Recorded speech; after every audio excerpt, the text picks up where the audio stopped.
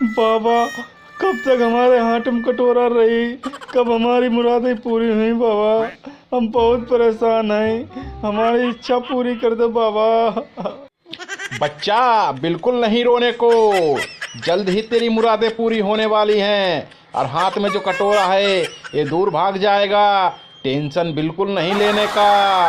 ये बच्चा, बाबा की दुआ तेरे पर लगेगी और तेरा काम 2 दिन के अंदर ही पूरा होगा। बाबा बस हम यही तो चाहते, हमारी मुरादें जल्दी पूरी हुई जाएं। और एक बात और पूछे बाबा, हमें बताई दो, हमारी बारात रात हुई पई ना हुई पई। मूर्ख, झूठ बोलता है।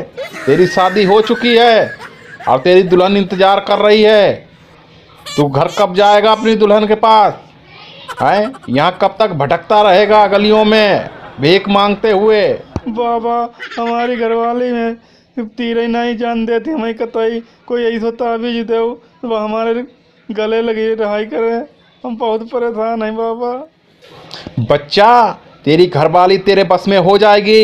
इसके लिए तुझे 101 रुपए का दान करना पड़ेगा।